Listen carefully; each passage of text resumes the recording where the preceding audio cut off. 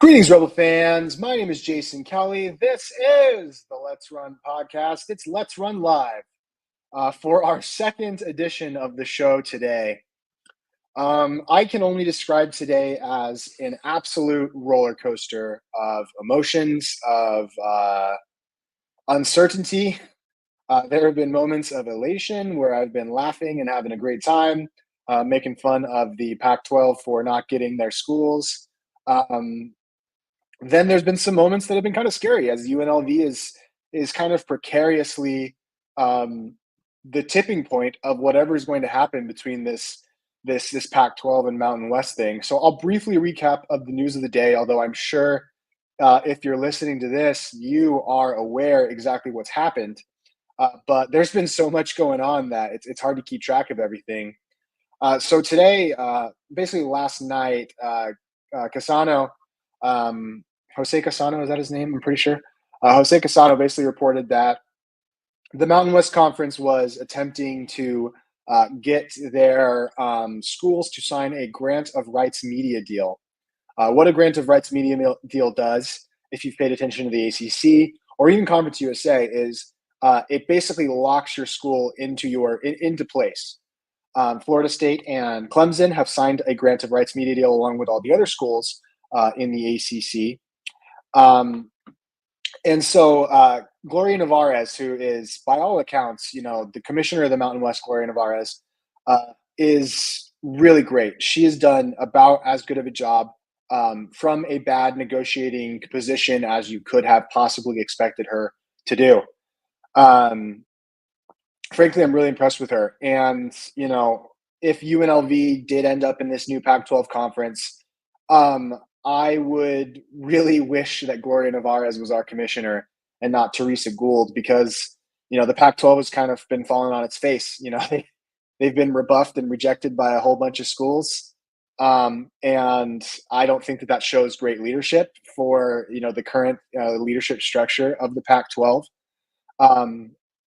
And so I hope, and I know it's not going to happen, but I wish that Gloria Nevarez, the Mountain West Conference Commissioner, could take place as the Pac-12 Conference Commissioner if UNLV were to end up in that conference.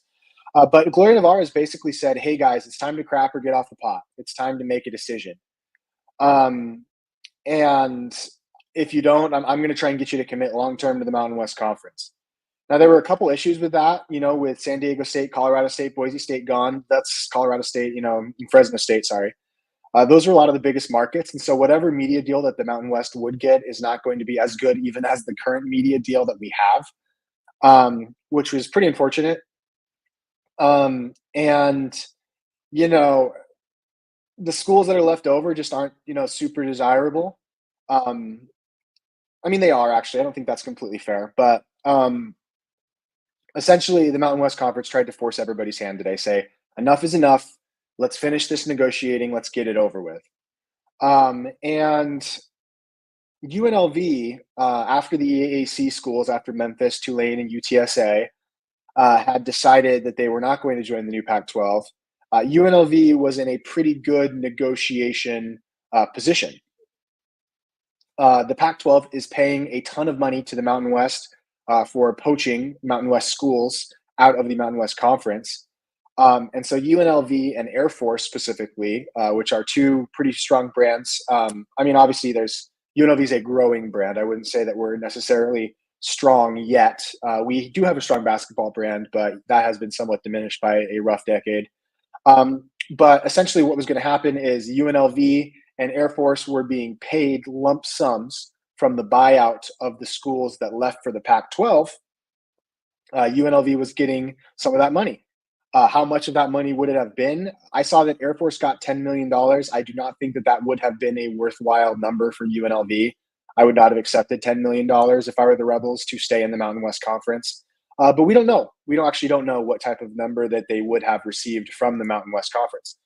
So the Pac-12 was trying to get UNLV. They did their presentation to UNLV.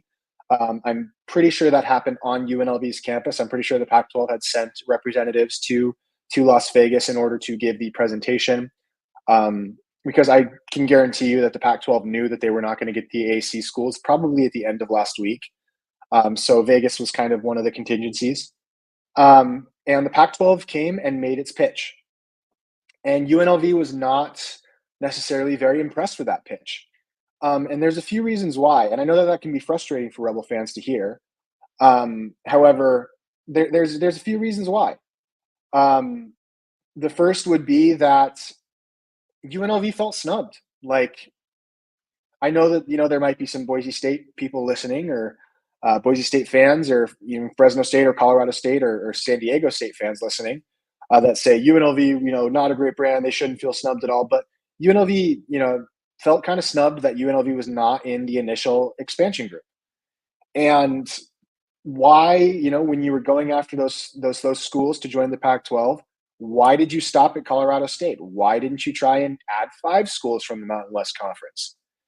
Maybe that's because UNLV would have had to have had a public vote from the Nevada Board of Regents in order to get UNLV, and that kind of would have destroyed the covert nature of the way that the Pac-12 was formed.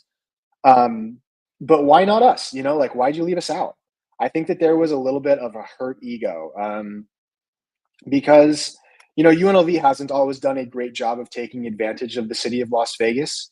But the LV in UNLV still does stand for Las Vegas. UNLV is the host of the public facilities in Las Vegas. If you want to say that the Pac-12 does not need UNLV in order to use Las Vegas, I think you're just wrong, because the Pac-12 isn't the Big 12 or the Big 10. They don't have the kind of money that those schools have. If you want to use private facilities in Las Vegas, that is pricey.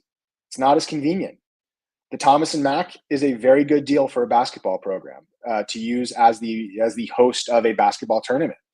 Allegiant is a great stadium. It's a public facility. It's a great stadium. UNLV has every right to use Allegiant Stadium that the Raiders do. And so UNLV felt kind of snubbed. And I think that was part of the reason why that UNLV eventually did send out publicly a statement saying that they rejected the Pac-12 offer and that they were going to stay committed to the Mountain West. That's a big reason why that UNLV felt kind of snubbed. Whether you think that's fair or not, who's to say? I think it's fair. I think that UNLV was definitely a top-tier Pac-12 expansion candidate, more so than at least more so than Colorado State, but I would even argue more so than Fresno State.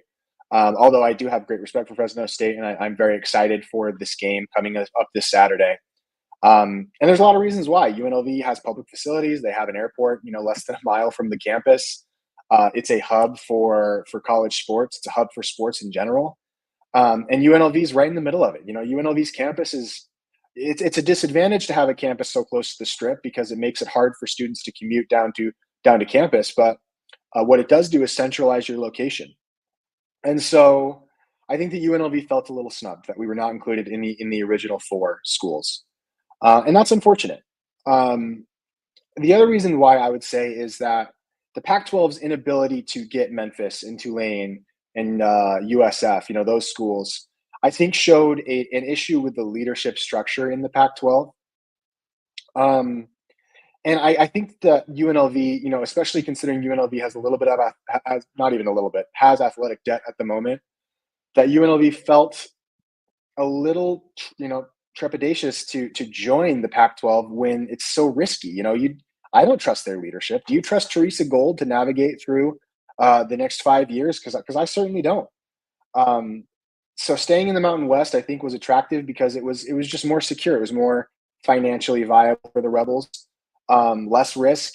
You get to stay with Gloria Nevarez, the Mountain West Conference, who has provided great leadership and smart leadership throughout this, as best as she could be expected to. And so I think that was the reason why, UNLV looked at the Pac-12 and said, there's just too much uncertainty going on there. And for a school that needs a little bit of financial security, I think it was just a hard sell for some of the upper levels at UNLV, especially when the Mountain West was willing to pay a lump sum to UNLV. So UNLV rejects the Pac-12 offer. They say, nope, we're going to stay in the Mountain West. We're going to stay as an 8-school Mountain West with Utah State, Wyoming, San Jose State, Air Force, New Mexico, and the University of Reno. Um, and I think that UNLV was going to be okay with that. Obviously that conference doesn't have the markets nor the talent of the Pac-12, but the Pac-12 is not so far and away better that an undefeated Mountain West champion would be left out of the playoff. The Pac-12 will be considered a Group of Five conference, just like the Mountain West is and was, or was and is. So a lot of risk, not a lot of benefit. UNLV going to stay in the Mountain West, and then all of a sudden, Utah State, which has Logan's not the greatest location for a university. It's pretty unfortunate actually. It's not a great place for a school. It's a pretty valley. I mean, Cache Valley is great. I mean, I don't have any personal problems with it, but it's kind of isolated. You don't have a great airport very close to it. It's kind of hard to get to. It's not a big town. But Utah State, what it does have is some very wealthy graduates and donors to the program. They do have that. And Utah State said, you know what, screw it, we're going to do it. The Pac-12, after getting rebuffed by UNLV, although I imagine that UNLV and Utah State got these presentations or these pitches to join the Pac-12 around the same time, Utah State said, no, we're going to go for it. We want to be a part of the Pac-12 brand, whatever that means. And UNLV had only agreed to the Mountain West Conference on the condition that it would stay at the 8 schools that it was at. However, now the Mountain West Conference is at 7 schools, just like the Pac-12. We have 2 7-school conferences. And as many have pointed out, it would have been a good idea just having one 14-school conference. Have Washington State and Oregon State sign a favorable media rights deal for 5 years with buyouts, with reasonable buyouts after 3, and just have a 14-team conference. Call it the Pac West, for all anybody cares. Get rid of all this exit fee crap. Stop trying to act like you didn't get left behind, and stop trying to act like P5 teams. You're not P5 teams anymore. Your conference left you, Wazoo, Oregon State. And that's not your fault. Those are both solid programs with good histories. And Oregon State especially has a lot of investment and a great stadium, Reser Stadium, I believe they play in Corvallis. But ultimately, this should have just been a 14-team conference. The Mountain West made some mistakes when it added San Jose State, when it added Hawaii as football only, when it added Fresno State, honestly, in my opinion. Actually, that's probably not true. Fresno State was a good ad for the Mountain West Conference. I retract that statement. Fresno State was a very good ad, but adding Hawaii and San Jose State was probably a mistake for the Mountain West Conference. Although San Jose State does have a decent football program, just that school struggles. There's too much competition in that market, which is something I hear said about UNLV all the time. But UNLV is the only school in the Las Vegas area, and so it's not quite the same thing as what San Jose State has going on up there. But UNLV only wanted to stay in the Mountain West contingent on the 8 schools staying. And it turns out that the 8 schools weren't staying. Utah State jumped ship. And so UNLV, despite having publicly announced they were going to be committed to the Mountain West Conference, I think was caught off guard by Utah State saying that they were willing to join the Pac-12.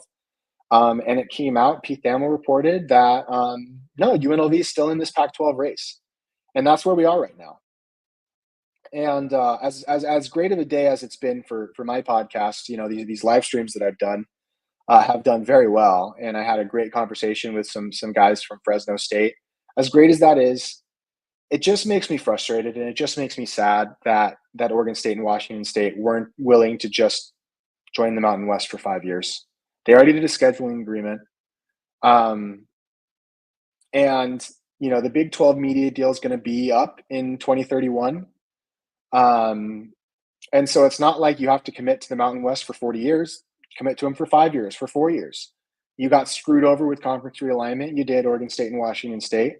But you've essentially created this $180 million mess where schools are paying to leave the Mountain West Conference to go to essentially the Mountain West Conference with Oregon State and Washington State.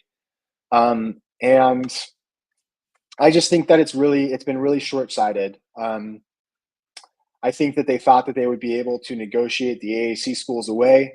but the way that the Pac-12 did their negotiations with the cloak and dagger stuff under the table of the four Mountain West schools, I think that that was a bad look. I do. Oregon State and Washington State tried to play a, a fastball, and they struck out. They made a bad choice in the way that they went about going about this conference realignment. Now, ultimately, what do I want to have happen for UNLV specifically? I want UNLV to be in the Pac-12. I do. I think that it's a valuable city. It will be good for the Pac-12 to be a home base for for Olympic sports. I think it's a great fit. And then for basketball and football, I think it's a great fit as well.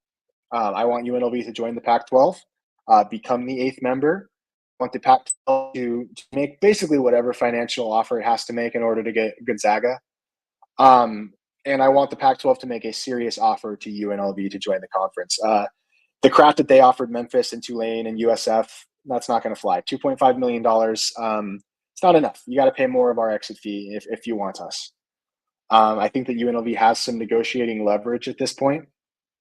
And so I do expect them not to, take whatever deal, that comes across the table. I don't think that UNLV is going to pay $40 million to join this Pac-12 conference. I think they're going to play hardball with the Pac-12 a little bit.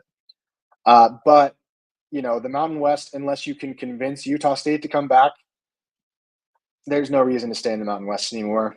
There just isn't. It's unfortunate. I love the Mountain West. I don't want it to be gone. I love playing New Mexico. I love playing.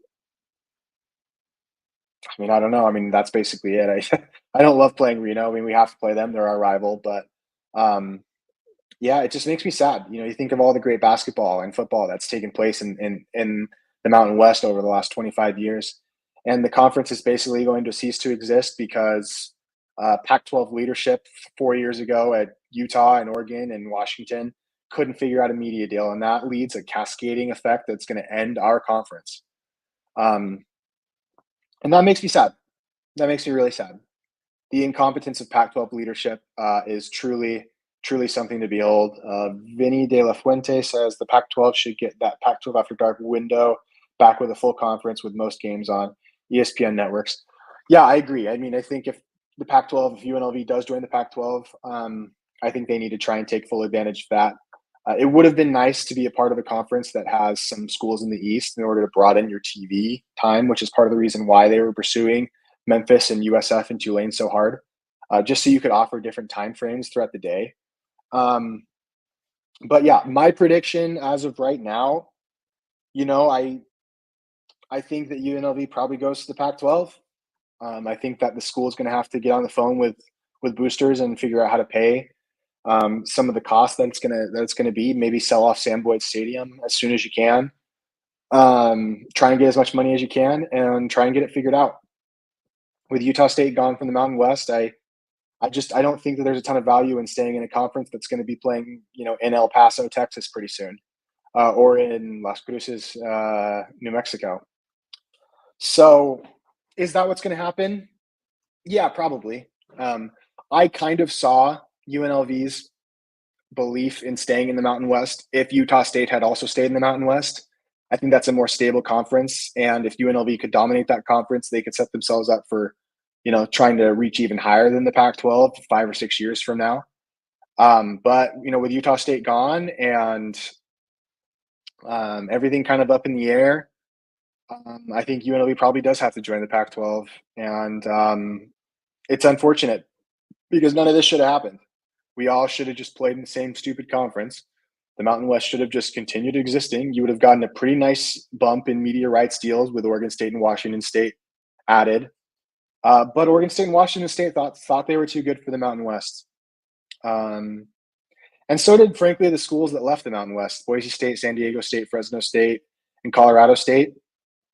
It was kind of nice to see them, too, get some egg on their face, step in a pile of crap, Those schools said, "Hey, we're going to be a national conference and a national brand. We're going to spread out across the country." And the rest of the country looked at Boise State, San Diego State, Colorado State, and Fresno State and said, no, you're not. We don't believe in you." Vinny asked if there's any chance Stanford and Cal come back. No way.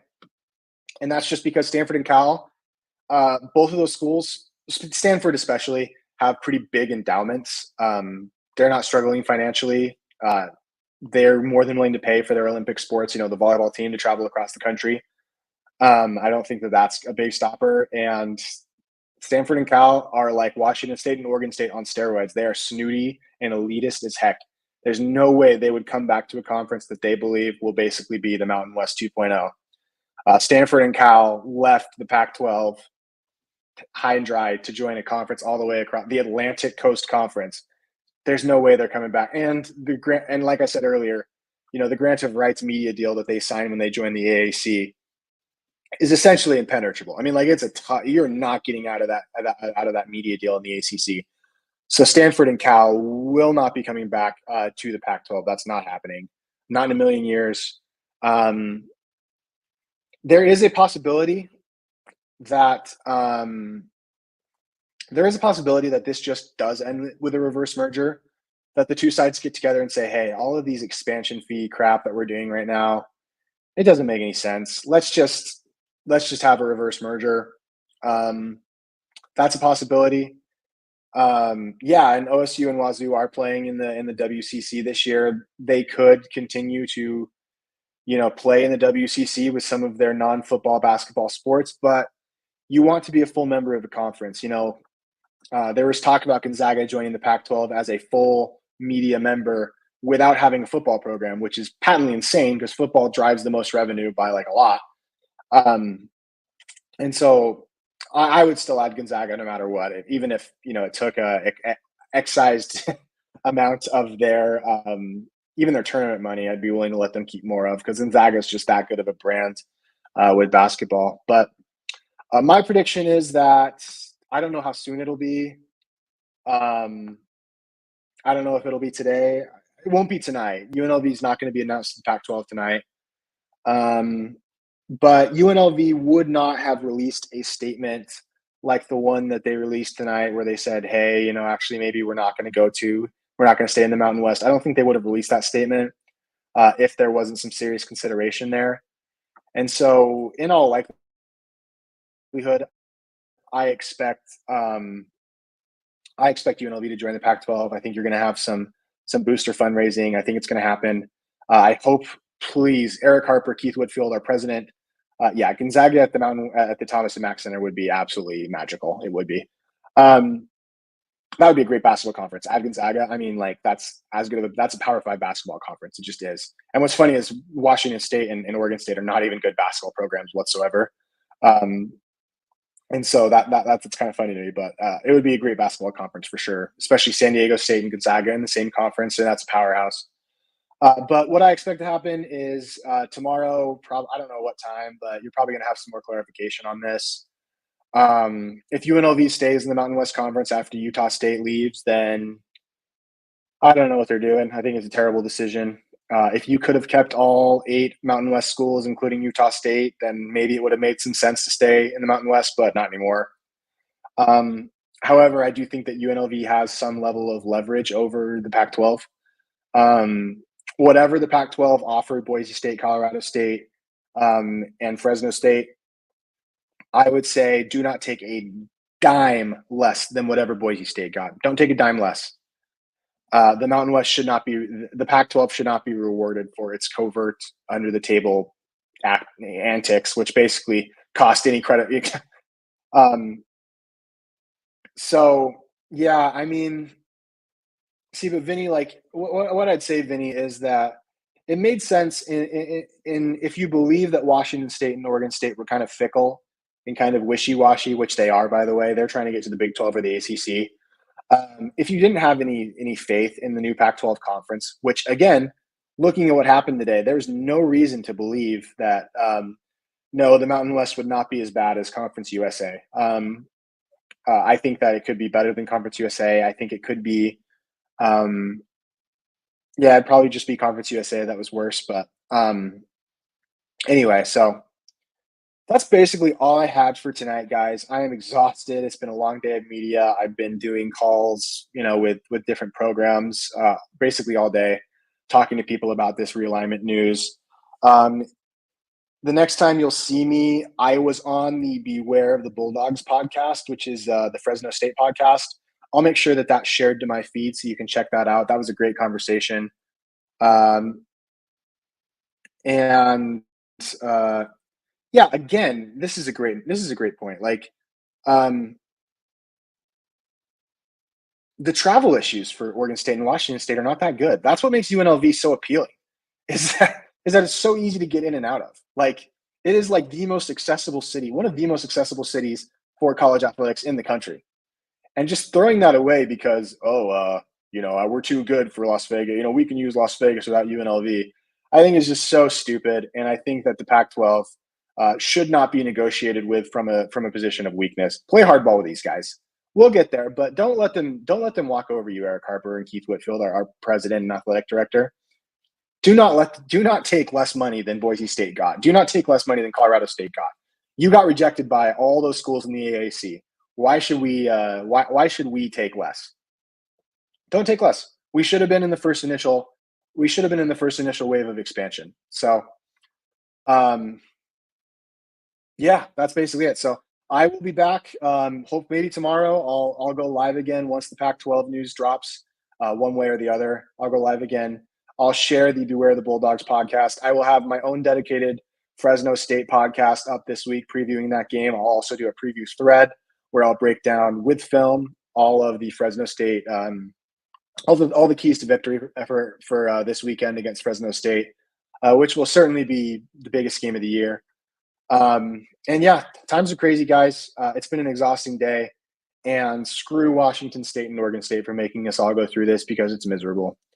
So I hope you have a wonderful day. Hope you have a wonderful night. Spend lots of time with the people you love. Conference realignment is stressful. Don't let it ruin your life. Don't doom scroll on Twitter like I have been all day. Just, give your parents a hug. Tell your kids you love them. And rest in peace, the Mountain West. That's the sad reality that we're living in. But all right, that's all I have to say for the night. Hope you have a wonderful night, and let's run.